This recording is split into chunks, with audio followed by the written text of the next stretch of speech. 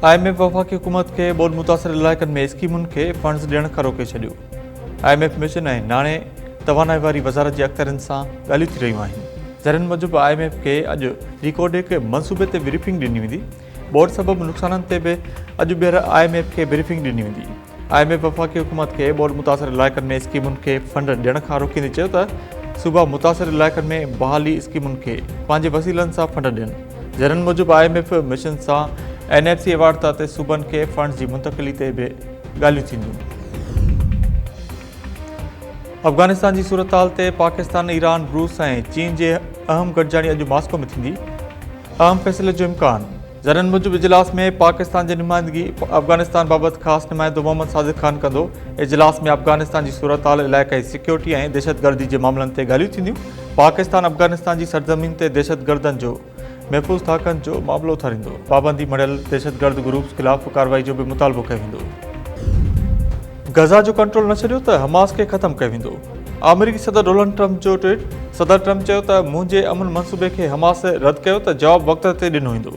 गज़ा जंगबंदी ऐं यरगमालिन जी आज़ादी बाबति ॻाल्हियूं अॻिते वधी रहियूं आहिनि। टेक्निकी टीमूं अॼु मिस्र में मुलाक़ात कंदियूं। सभिनी खे चवां थो त तेज़ी सां कमु कनि। गज़ा जंगबंदी जे मुआदे ते ॻाल्हियूं अॼु मिस्र में थी रहियूं आहिनि। इसराइली यरगमालिन जी आज़ादी ऐं गज़ा मां इसराइली फ़ौज जी वापसी ते ॻाल्हियूं थींदियूं। अमेरिकी सदर ट्रंप जो नाठी जेराड कुशनर ऐं ख़ुसूसी नुमाइंदो स्टेट ऑफ अमेरिका जे नुमाइंदगी कंदा। इसराइली वफ़द बि शामिल हूंदो। ॻाल्हियुनि में खलील अलिया जी अॻुवाणी में हमास जो वफ़द शिरकत कंदो। परॾेही मीडिया रिपोर्ट दावा कई आहे त हमास अॻुवाण हथियार फिटा करण ते राज़ी आहिनि। तुर्क मीडिया मूजिबि हमास हथियार फिटा करण जी तरदीद कई आहे। क़ौमी सलामती कमेटी जे अॻूणे सलाहकार लेफ्टिनेंट जनरल रिटायर्ड नासिर जंजवा चयो आहे त भारत पाकिस्तान ते ॿीहर मिसाइल हमिलो करे सघे थो। असांखे ख़ासि नज़र रखणी पवंदी। भारत खे ख़बर आहे त पाकिस्तान वटि जदीद तरीन मिसाइल टेक्नोलॉजी आहे ऐं असराइती तरीक़े सां जवाबु ॾेई सघे थो। मुल्क़ हक़ खां पोइ पाकिस्तान ऐं पाकिस्तानी फ़ौज जो दुनिया में कदु वधियो आहे। भारत दुनिया में अकेलो थी वियो आहे। वज़ीर आज़म शहबाज शरीफ़ चयो आहे त पाकिस्तान मलाइशिया सां तरक़ियाती मंसूबनि में गॾियल सहकार खे हथी ॾियणु चाहे थो। ॿई मुल्क पंहिंजे महारतुनि खे गॾाए गॾियल तरक़ी जा हदफ़ हासिल करे सघनि था। कुआलालंपुर में वज़ीर आज़म शहबाज शरीफ़ मलाइशियन हम मनसब अनवर इब्राहिम सां मुलाक़ात बाद गॾियल प्रेस कॉन्फ्रेंस खे ख़िताब कंदे चयो त पाकिस्तान रुॻो मलाइशिया जे तजुर्बे मां फ़ाइदो हासिल करणु चाहे थो, पर गॾियल मंसूबनि ऐं गॾियल फ़ाइदे जे सहकार ज़रिए ॿिन्ही मुल्कनि जी महारतुनि खे गॾाइणु चाहे थो। मलाइशियन वज़ीर आज़म अनवर इब्राहिम शहबाज शरीफ़ खे भाउ करार ॾींदे चयो त दहशतगर्दी ते ज़ाब्तो आणण लाइ पाकिस्तान सां हर मुमकिन सहकार कंदासीं। वक़्त सां गॾु पाकिस्तान ऐं मलाइशिया जा लाॻापा मुस्तहकम थिया आहिनि। तोशाखाना 2 केस आख़िरी मरहले में दाख़िल। आख़िरी शाहिद खां आॾी पुछा मुकमिल। अदालत जे रावलपिंडी में PTI बानी ऐं संदसि घरवारी बुशरा बीबी ख़िलाफ़ तोशाखाना 2 केस जी ॿुधणी थी। आख़िरी शाहिद मोहसिन हारून खां PTI बानी जे वकील कोहसिन फैसल मुफ्ती आॾी पुछा कई आहे। अदालत तरफ़ां PTI बानी ऐं बुशरा बीबी खे 29 सवालनामा फ़राहम कया विया। ईंदड़ ॿुधणी ते जवाबु जमा कराइण जी हिदायत। ॿुधणी 8 अक्टूबर ताईं मुलतवी। इस्लामाबाद जी दहशतगर्दी टोड़ अदालत PTI अॻुवाण उमर अयूब, शेख वकास अकरम ऐं ज़रताज गुल जा गिरफ़्तारी वारंट जारी करे छॾिया। 20 अक्टूबर ताईं टिनी अॻुवाणनि खे गिरफ़्तार करे अदालत आरो पेश करण जो हुकुम। दहशतगर्दी टोड़ अदालत जे जज ताहिर अब्बास सुपरा PTI अॻुवाणनि ख़िलाफ़ तंगजानी जलसे केस जी ॿुधणी हलाई।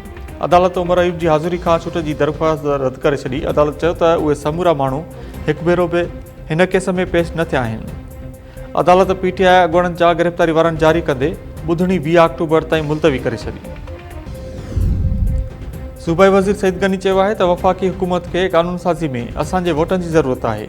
नून लीग वारा पहिरियां मामला पाण में तइ कनि। पंजाब हुकूमत मामलनि खे ख़राब करे रही आहे। नथा चाहियूं त हुकूमत मां निकिरण बाद माशी बहिरानी कैफ़ियत पैदा थिए। PP मेंबर्स ते फारम 47 जो इल्ज़ाम न आहे, नून लीग ते आहे। सिंध जी अक्सरियत पीपल्स पार्टी मां मुतमिन आहे। सईद गनी चयो त हिन वक़्तु पंजाब में पाणी जी खोट आहे। नवां किनाल ठाहींदा त पाणी किथां ईंदो।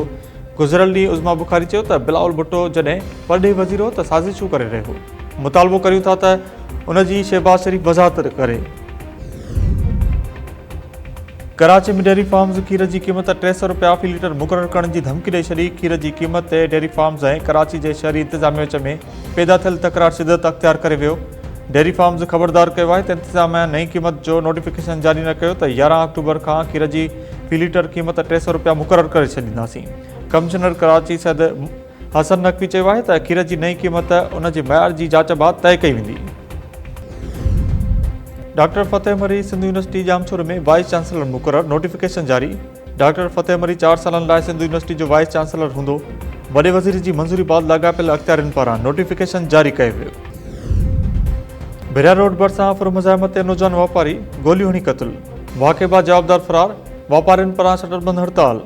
वारसनि जो फारूक आज़म चौक ते लाश रखी धरणो। बिरिया सिटी, बिरिया रोड ऐं पका चाकी ईंदड़ वेंदड़ ट्रैफ़िक मुअतल। वारसनि मूजिबि नौजवान आबिद पुट तालिबान ऐं ॻोठ मुहाजिरीन खां कराची अची रहियो हो त लाखा लिंक रोड ते मोटरसाइकिल सवार 2 हथियारबंदनि धोखे मोटरसाइकिल फुरकाइण जी कोशिशि कई। मुज़ाहिमत ते जवाबदार नौजवान खे गोलियूं हणी क़त्ल कयो। नौजवान आबिदार ऐं कणक जो वापारु कंदो हो।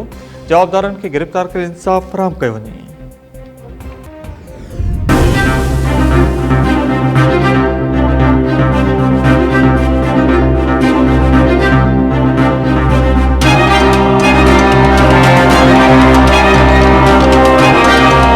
सॼो वार यरगमाल हो ऐं धाड़ेल सरेआम फायरिंग कंदा ऐं निकिता अॻियां किथे बि उन्हनि खे रिंड रोक न थी। असां कंहिं बि मसइले ते कंप्रोमाइज़ न कंदासीं। हिकिड़े वापारी जो मसइलो न आहे, हे वार समूरी वार जो मसइलो आहे। असां हिन ते नो कंप्रोमाइज़ ख़ामोश न वेहंदा। काॾे विया कल्ह को बि पुलिस वारो ज़ाहिर कोन हो, काथे DSP, काथे गश्त वारा को बि कोन हो। इहे सॼी गॾिजी करे प्रोग्राम कयो अथनि, प्लानिंग कई अथनि। असां मुतालबो था कयूं पिया त इन्हनि जे मथां केस दाख़िल कयो।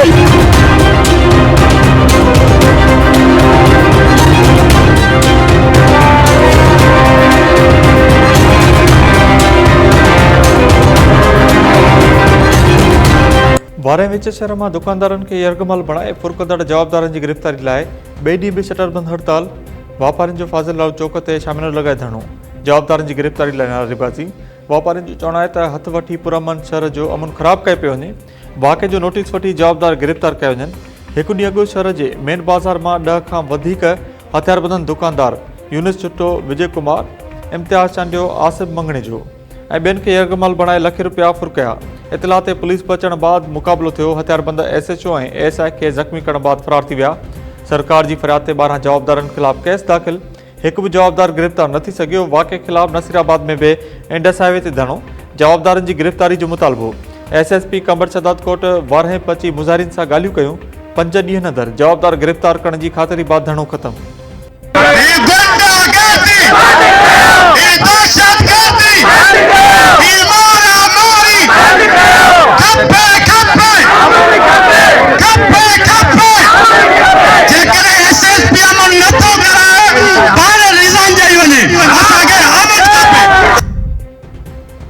कराची में ठरी मीरवा वासी नौजवान पुरत कतुल सुराब ॻोठ वारे इलाइक़े में क़ाइम कपिड़े जी फैक्ट्री मां नौजवान अब्दुल गफ़ार पुट नबी गुलशर जो तशद्दुद थियल लाश मिलियो।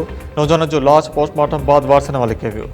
वाक़े जो केस फैक्ट्री मालिक समेत 5 ॼणनि ते दाख़िल FB एरिया थाणे ते दाख़िल FIR में ॼाणायो वियो आहे त पघार घुरण तां फैक्ट्री मालिक रिज़वान मेमून ऐं ॿियनि नौजवान पुरत अब्दुल गफ़ार सर खे तशद्दुद करण बाद केमिकल हारे साड़े क़त्ल कयो। केस दाख़िल थियण बावजूदि जवाबदार गिरफ़्तार न थी सघिया। जेकाबाद भरिसां मोबाइल फ़ोन ते ॻाल्हाइण तां मुड़ुस तां ज़ाल क़त्ल। सदर थाणे जे अंदरि रेलवे तला कॉलोनी वटि जवाबदार वहीद बिरोई पिस्टल जा फायर करे ज़ाल हफ्सा उर्फ़ सनम खे क़त्ल कयो। वाक़े बाद जवाबदार फरार, लाश अस्पताल मुंतक़िल। मक़तूल नारी जी माउ चयो आहे त काराइल इल्ज़ाम मड़े जवाबदार वहीद मुंहिंजी धीउ खे क़त्ल कयो आहे। पुलिस जो चवणु आहे त नारी जी मोबाइल फ़ोन मां तस्वीरूं हथ अचण बाद ज़ाल ऐं मुड़ुस विच में झेड़ो थियो। जवाबदार पिस्टल जा फायर करे ज़ाल खे क़त्ल कयो। नसीराबाद में नौकरी मां बरतरफ़ी बाद मायूस थी नौजवान फाओ खाई आपघात करे छॾियो। गाजी रोड जे रहवासी ज़ुल्फ़कार जूणी जो फाओ खाई ज़िंदगी जो अंत आंदो। वारसनि मूजिबि ज़ुल्फ़कार जूणी जो पुलिस में भर्ती थियो। नसीराबाद मां बदिली करे खेसि CPI कराची में मुक़ररु कयो वियो हो। बरतरफ़ी बाद परेशान हो, मायूस थी इंतहाई क़दम खयूं ऐं सामूंडी तूफ़ान शक्ति कमज़ोर थियणु लॻो। मौसमियात खाते मूजिबि सामूंडी तूफ़ान शक्ति कराची खां 900 किलोमीटर परे आहे। ईंदड़ 24 कलाकनि दौरान सामूंडी तूफ़ान वधीक कमज़ोर थी वेंदो। सामूंडी तूफ़ान जे असरनि सबबि सिंध ऐं बलोचिस्तान जे सामूंडी पटी में हल्की बरसाति जो इम्कान। मुहाणनि खे 7 अक्टूबर ताईं समुंड में वञण खां पासो करण जी हिदायत।